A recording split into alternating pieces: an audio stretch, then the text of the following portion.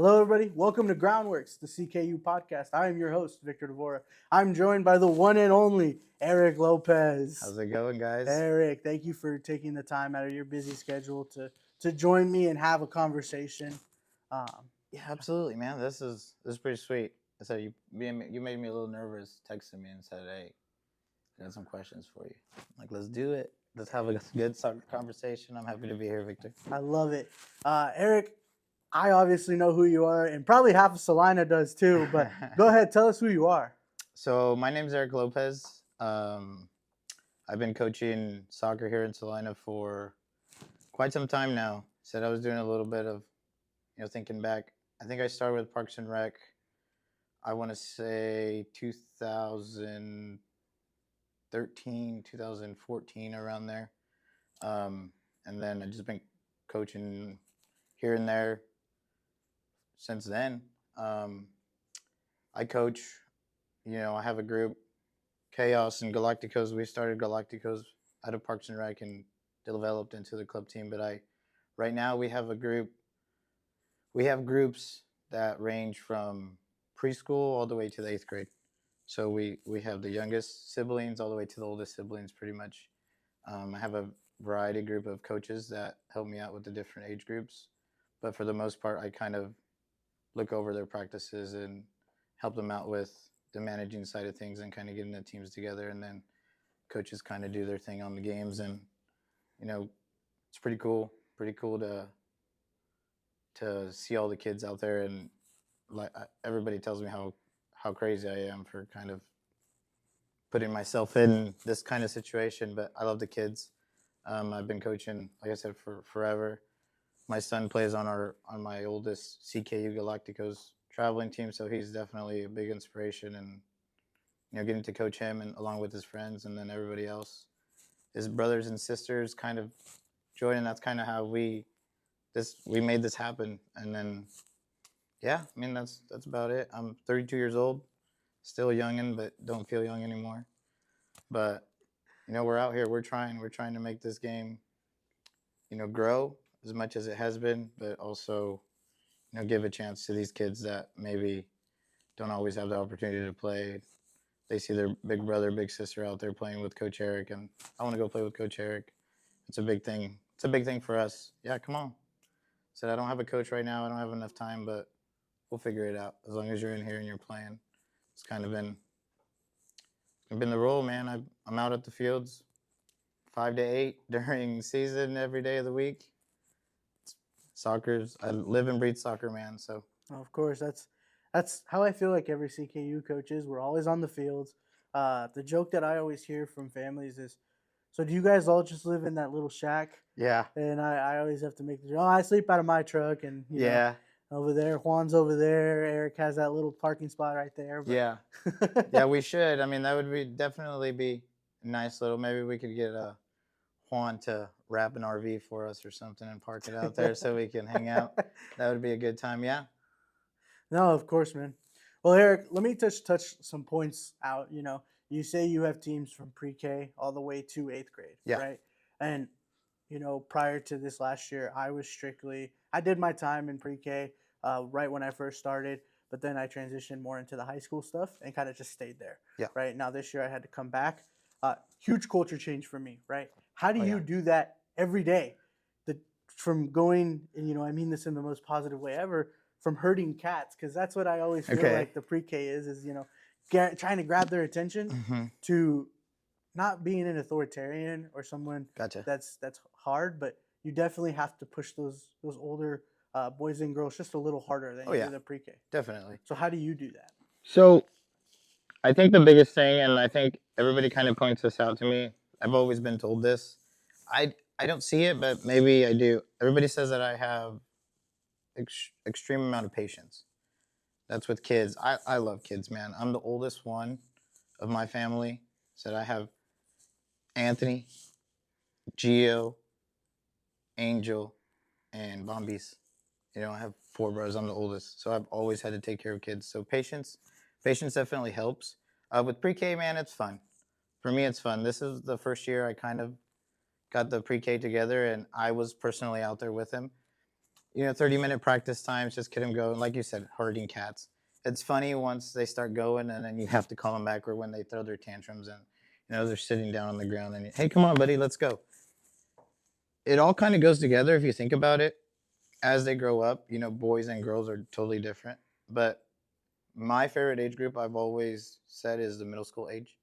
So like 5th grade, 6th grade, 7th grade, around those, right before they hit that preteen age. Just because those kids are usually the ones that struggle a little bit more with both the foot skills, but also like playing with a team and, kind of that family dynamic. A lot of these kids soccer is the funnest thing they do, in the day. And coaching wise, like you said, I don't want to be an authority, yelling at people all the time, but I'm pretty sure everybody knows Coach Eric loves to yell, regardless if it's pre-K or whatever. They know that the tone, when the tone changes, it's more out of them. I don't want them to be afraid of me. I don't want to intimidate any kids at all. But when it comes down to being serious and kind of getting the game down and the things that I want them to do, I am a little bit more stern with the older boys than not. But biggest thing is just keeping it fun, man. Keeping it fun, engaging, entertaining. Like I said, I don't change my coaching style, really. I'm just a little bit more stern with the older boys. They know what I expect of them. A lot of these kids I've coached since they were first, second graders, and they've gone through. I think the first class that I started with now with the Galacticos, they're all going to be freshmen. So just watching them transition from 3rd graders when I started with them to now being freshmen in high school, like I said, I don't really change anything of how I work with them. It's just I have an individual relationship with each of my players, which is, you could think it's kind of crazy because overall, if you count all my players between preschool and middle school, me and my wife did the count last year, and I think we were at like 87. And I can tell you personally, I have a relationship with almost all those kids. There's a few there that maybe will miss practice here and there, but I try to be a friend on the field. I try to be with a coach that not only listens about soccer, but also if something else is going on, let me see if I can cheer this guy up or, joke around. I love throwing jokes out there. I love nicknames. If you hear me out there, all my kids have different names just because, one, I keep track. If I have 5 Jadens across different teams, I can call one JJ, I can call one, Jay. I just mix it up. I love being the person that makes them smile.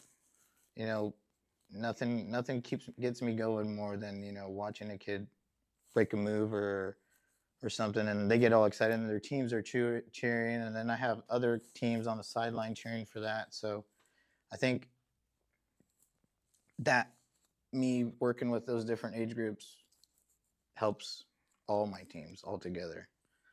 I can get them when they're young and then get them ready, and once they're ready to club, here you go, guys. It's all you. So I don't really change anything, man. I just love coaching, and I'm a motivator. I push the kids to their limit a little bit. I get a couple tears here and there, but boy, when they figure it out, it's so rewarding. So I don't know what else to tell you, man. There's nothing to the sauce. Patience. I can't tell you. There's no secret sauce. There's no nothing. I know. My brothers definitely helped. I think with my brothers, I kind of shook off the rust a little bit because that's the ones I could yell at. That's the ones I could get in because I could take them home and, man, you should have done this, this, and that.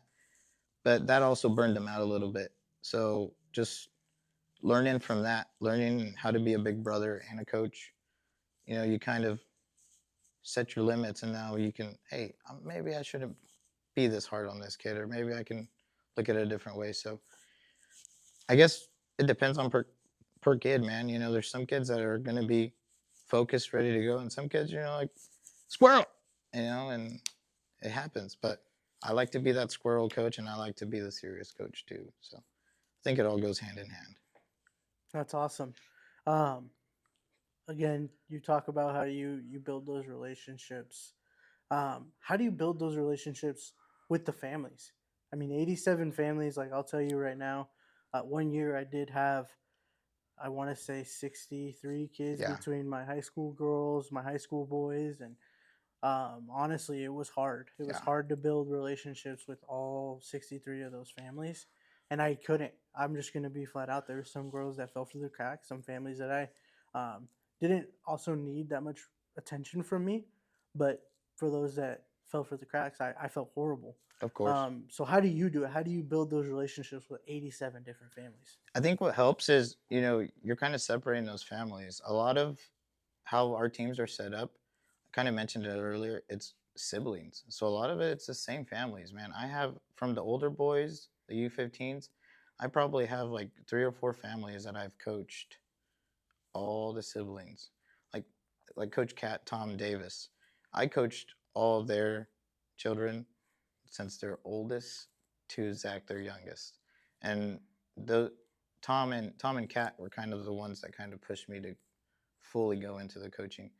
Um, and with their help also, I think we based our teams around that family nurture, uh, our breakdown. I don't know if you've heard it, but it's one team, one family. We are Chaos or Galacticos. And we really take that to heart. There's been times where, our kids can't make it to practice, people round up and go carpool, or if family emergencies happen, we're always right there to help. So going the extra mile definitely helps. Like I said, man, family members, cousins, everybody that usually shows up has some relationship to the families that we've already established. So that makes it 100% easier. And I'm a pretty outgoing guy. I mean, like you said, who doesn't know me? That could be a good thing, that could be a bad thing. But also, my mom, my parents, there's a lot with the Hispanic side. They know so many people, man. And a lot of the times it's, hey, my son coaches, here you go. Or Juan gets a text like, hey, we heard you. And it starts with a text, but then once they get in and they kind of see how we treat the kids and how our coaches coach and stuff like that, it's just kind of natural, man. Like I said, there's really no secret to the sauce, right? But we're always open. We always have open conversations. Um, I get, like I said, individually with each player. If I know that they're struggling in school with grades and stuff like that, hey, what can we do, or can we maybe do a study hall, or see if one of your other teammates can tutor or something like that. Like, what do we need to do? We're having, office referrals, suspensions. Once the kids start getting older, you start seeing this little drama and stuff kind of kick in. And I don't like to bring that into the field, but at the same time, if I get a kid that shows up to practice and they're not in a good mind state or something, it's not just, hey, why aren't you doing this, right? It's like, hey, what's going on? Like, you okay? And sometimes just asking that, man, goes a long way. I know when I was playing, my relationship with coaches wasn't really like that. It was do this drill, do that. Oh, you did it wrong. You didn't do it wrong. Or you're late. Why are you late? Stuff like that. So I think when I started coaching, that was the biggest thing that I wanted to accomplish, was not only be a coach, but also be a grown up or an adult that one of these kids can ask for help whenever they need, regardless if it's soccer, man. So it, yeah, that's that's how the relationships kind of just grow, man. Like sometimes as a group of friends, we hang out all the time. They feel more like family than your actual family. Spending so much time at the fields, man, we're there constantly, tournaments, hotel stays. If you're not a united group, it's hard. Once you start getting competitive and you start more and more and more, it's harder to stay as a team. And I think you guys have had pretty good experience with that. You guys started your high school boys team together since they were young, and that kind of shows in the high school team and everything. They've been playing together forever, and if they have a good relationship, they're going to play good. It's really hard to play good soccer if you don't get along with your team. Of course. So family, like I said, one team, one family. That's our motto. I love that. That really does kind of tie into what this brand is, right? In our last episode, I had Coach Sergio Correa here, and that was kind of what we talked about. Yeah. How this isn't just Salina, Yeah. right? This isn't just anyone that's in the 67401. It's everyone in the central area. Yeah. And it's us uniting to being a stronger front. But I definitely want to give a shout out to somebody that you had just mentioned. Shout out to the Davis family. They are always been one of our best supporters. Oh man. Not only just on the youth side, but even on the UPSL side. Oh, they man. opened their door to Noel Zimbeva, probably one of our favorite players, and a couple other of them. Oh yeah. And that's just not something you hear. No. They opened their door this summer, and they No were questions asked. Yeah, willing to take them in, and it was just awesome. That's something that I really admire, that we have those types of families in our organization, and that they can support not just the UPSL guys, but you. They can support you, and I know she's heavily involved. So, from the bottom of my heart, from the bottom of the organization, we thank the Davis family for all the support that they do for us. But Eric, switching gears, I definitely want to talk about some of the fundamentals that you install into your kids. Yeah. Right. Your play style. Yep. Right. Talk to us about that. How do you at what point do you like, now you're going to follow my specific play style, right? Mm-hmm. I'm a very offensive minded coach. Yes. I like to gamble with the defensive side. Yeah. And so I want to hear about your side. When do you start kind of installing the Eric Lopez method? Play style. Okay, so like I said, no secret to the sauce. With rec, I think we really focus on the fundamentals and stuff like that. But the big thing, man, that I really try to push these kids is confidence. Get their confidence up, regardless, man. If it's a good pass and it, say they come and they're kicking with their toe and then all of a sudden they switch and it's the inside part of their foot. That's a clapping moment. That's a congratulations. That's a hype up. So that confidence builds. Once you start seeing that confidence build, I got to a point, man, where I was super strict with the way I wanted to play, because I think I was trying to kind of backpedal, and since I didn't have them from the very beginning of their development, I thought there was a couple fundamental things that we were still missing. And instead of coming back and focusing on those, maybe doing some warm-ups, focusing more on the fundamentals, I kind of let them try to figure it out. And then once I tried to develop my style, which I'll kind of get into here, it was frustrating for me because I thought they should know this already. You know what I mean? A lot of times when we get kids that are a little bit older, we kind of expect them to be at a certain level. And then when they're not, and we have a mixed group of talent, how do you balance that? How do you get these super talented that are just born that way? There's freak athletes, man. It happens. How do you get those guys to train the same amount and the same capacity as these guys that really need to work? And so my biggest thing is I thought it was a pretty cool name. I called all my passes crispy. So crispy, right? I want them to be crispy. What does that mean, Coach? What does crispy mean? So the sound the ball makes when you make a good pass, the sound it makes when it rolls on the turf, the sound it makes when you call in for the ball.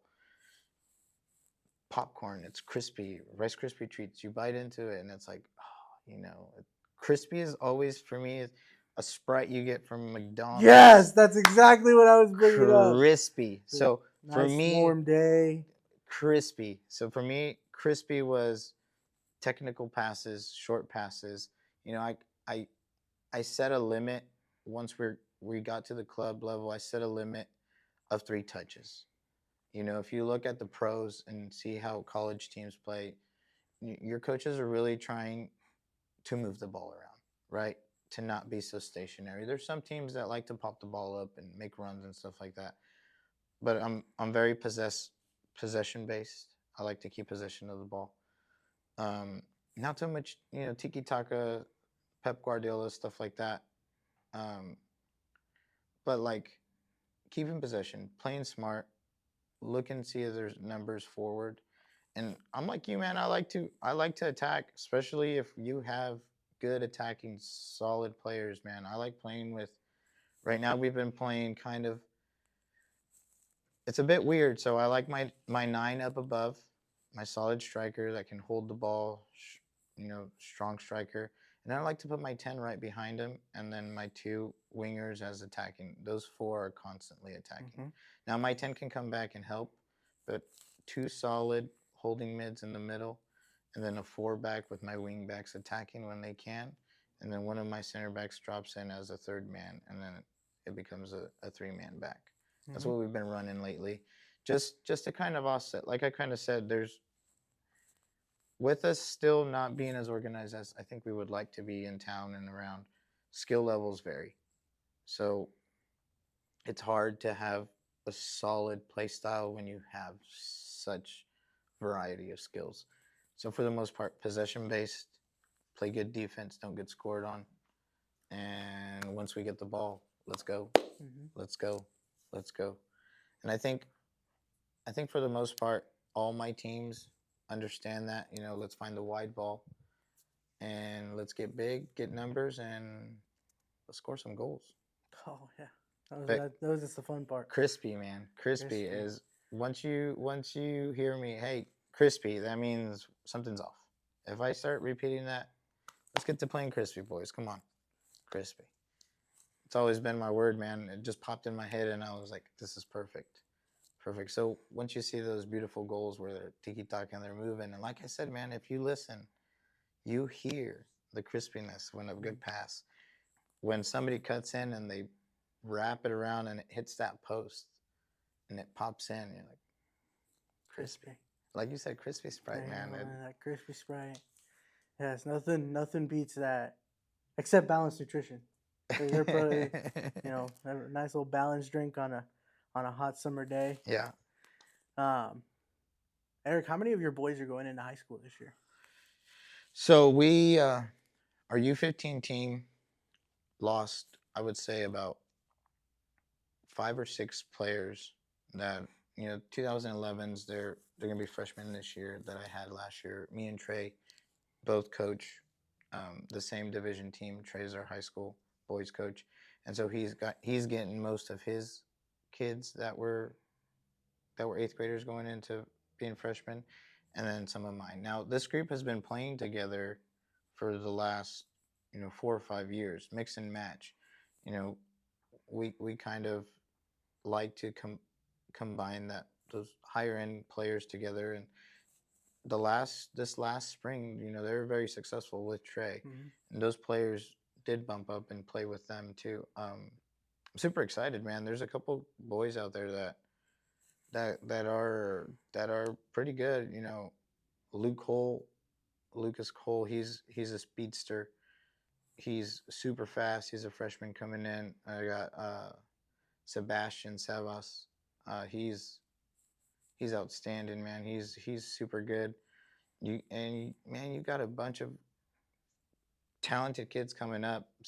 South is going to be dangerous. I think not only South, but here in a couple of years, once we kind of even things out, I think Salina is gonna make some noise, man. We have some very talented soccer players in town. We've always had talented soccer players. That's kind of what really drives Juan and I. Yeah. To really make this not only just on the club side, but on the UPSL side, the inspiration that we saw all of these smaller towns make it. And we're like, how can a town like Dodge City have the great success that they do with only half the numbers that we have? But after studying them for a little bit, it's the dedication that they had from people like us. The dedication that they have from the coaches that are willing to invest their time. Because at the end of the day, I don't do this for the money. I know I can name a list of people that will take this episode into an hour long that don't do this for the money. Yeah. Shout out to my wife for always financially accepting that soccer sometimes drains money out of my pocket. I think shout out to all the wives. Exactly. Soccer shout out wives, to all the wives that. If that's an idea. That's an idea. Soccer wives of Salina. That's an idea, man. Soccer wives, but shout out to them because I know I've lost money doing Oh, this. I'm sure you have too. count. Oh, you have. Yeah. And we as I've never looked at it as I've lost money, Right. but I've looked at it as this is my investment into this Yeah. community. Because at the end of the day, what we've grown and from this to Yeah. these is amazing. Yeah, absolutely. And getting Chaos and Galacticos involved with us has just helped this project move so much faster Yep. than we thought. And so, from the bottom of my heart, I thank you for all the Absolutely, work you man. do, man. But Appreciate it. Thanks. I gotta ask you, bro. Yeah. How do you see yourself in with CKU? What impacts do you think, besides the numbers and besides the impact you make for the kids? What's your goals with this organization? Right. So I think we've had conversations in the past. Me, you, and Juan. I've had individually talked with both of you guys. I will admit it's been a little bit frustrating for a little while, just because I think our biggest struggle is getting coaches, getting people involved, getting people and kids set where they need to be set. My goal has always been for Galacticos and Chaos. I love the fact that we have our own club team and that, you can call ourselves a soccer club, just based on numbers and based on how we've grown and stuff like that. I don't like to see it as something different than CKU or what it was before or anything like that. It's like you said, it's Salina soccer. So I think we've sat down and had good conversations, and schedules don't help, man. We're super busy. You guys are super busy. I'm super busy. I know, like I said, Juan and I guarantee you we probably get 20, 25 messages about, hey, where do we get these kids in? And, half the time we send them to each other because we're just like, hey, let me take a breath, But I think with the help that I've got from my coaches in the rec side, and I kind of talked to you about this on the phone the other day. I'm with my son and with this main group of boys kind of getting to that freshman age and going into high school out of club soccer. I really kind of looked into maybe not the coaching side of it with everything. I love what we're doing with the rec, where I can kind of set practices up for them and kind of overlook a little bit. I know you do a bunch of stuff with CKU and stuff like that drains your time. So I know you love to go out there and coach, but then who's going to do all this? So I think if we can get together and really organize ourselves and kind of set up this ladder system that we want, from the rec to club to academy to UPSL to pro, man, how cool would it be? I just shared on Facebook, the 18-year-old that was playing UPSL and just transferred to Red Bull Leipzig and killing it. He was just playing high school soccer 2 years ago. Got national player UPSL, a couple seasons ago, made the transfer. We have that type of talent around, man. Imagine what we could do with that. So I think my role with CKU is whatever you guys allow me to come in and do, man. If it's an administrator, if it's coaching, if it's, we've talked about maybe setting up coaches clinics, maybe, taking coaches to the convention, that's a great idea. How can we educate our coaches and our parents? I think parents also play a big role in that. How can we get everybody on the same page? And in town, I love it. I love the rivalries we have in town. We have some great rivalries in town with teams, mixed age groups, whatever it might be, rec teams, club teams. Right now, we're all kind of playing against each other. It's friendly. Mhm. It's friendly. Don't get me wrong. It's just friendly competition. But how can we all come together and be united, be one? I'm gonna take this as far as it's gonna let me, Victor. If it's like I said, we don't want it just to be the brand. We don't want them to look at us and be CKU the brand. We want to be, CKU Academy, CKU United. We're CKU United, based out of Salina, Kansas. It doesn't mean it's only Salina. Whoever we bring in, whoever's part of this, has to be on the same page, has to be, our same moral values. I think what we want is for kids to grow and to have that opportunity to play reasonably priced soccer. I'm not going to call it cheap because nothing is cheap.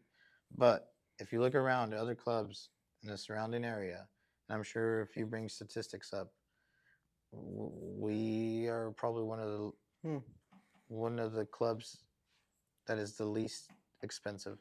Soccer, youth sports it's insanely pricey. But I think we do the best we can. CKU does the best we can. If we can, get these fundraisers, maybe apply for some grants. I'm up. I'm all hands in. Soccer development, hands in. If we can all be on the same page and we can focus on the kids and get them to where they have to be, Yeah, I'm all in, man. I love that you bring up, grants and all that. We do, for those who don't know, CKU Soccer Initiative, so Central Kansas United Soccer Initiative, is a separate entity from us. They are a local nonprofit who helps kids who may not be as financially blessed as all of us, to give them access to the beautiful game that we all love. It's something that I sit on the board, Juan sits on the board, and then a few others that sit on there, that we've been working um, for over a year now to secure us enough funding to participate in Match Madness.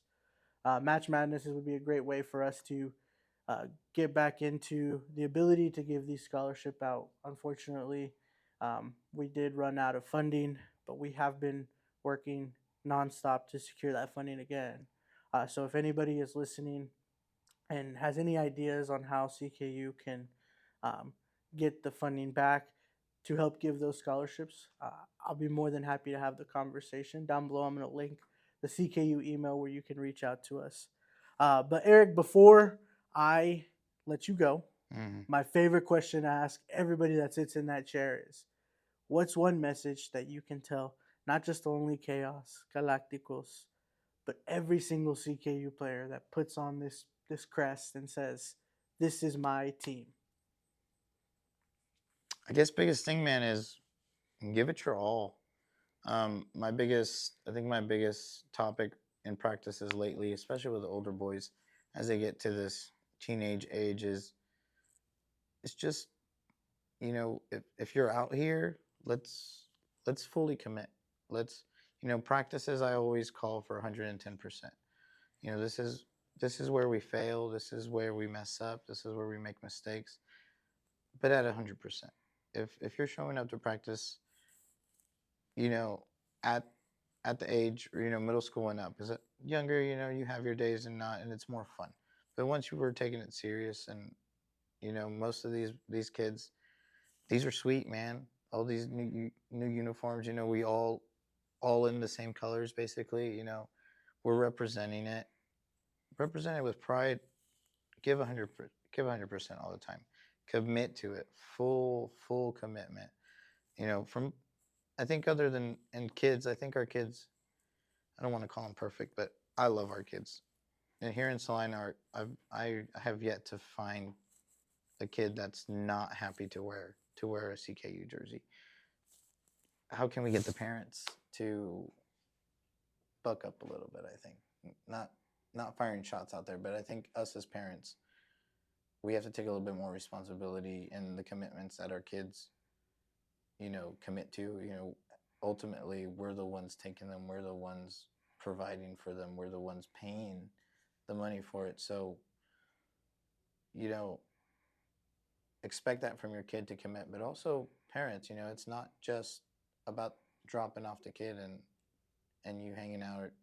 Come be a part of the team. Come participate in fundraisers. Come stuff like that. So, I guess that'd be it for all the kids, is fully commit, practice at 110%. Yeah, well, Eric, again, thank you so much for taking the time out of your day to to have these conversations with me. I know you, like I said, you were a little scared when I hit you up. Oh, man, you freaked me out. You're like, hey, I got some questions for you. Do you want them now, or you just want me to surprise you? I'm like, how about we just sit down and have a conversation? I love it. I like to give my guests just a little bit of a preview of what what we're going on here. But again, thank you. Yeah, absolutely. Everybody, a couple things before I let you guys go. We do have our soccer golf tournament coming up. Eric, are you signing up for the adult side? Man, you're convincing me here. We'll see. Come on, man. What surprise? We got a beautiful trophy. Trophy. We got a beautiful trophy. And bragging rights, of course. And bragging rights. Not throwing any names out there, but Juan said he's participating, and you know, Juan's favorite thing to say is, "You be Juan Maldonado, wear that with pride." So that's some pretty big bragging rights right there. Well, we might have to see. Maybe a friendly competition between coaches there would be nice. But yes, that will be happening this weekend. I will put the description and the link for you guys to sign up. Lunch is included, by the way. So come play, a good round of soccer golf with us. Take some lunch. Come hang out with us, just so we can kind of see your guys' beautiful faces one last time before you guys go back to school. Thank you guys so much, and I'll see you guys next week on your next episode of Groundworks.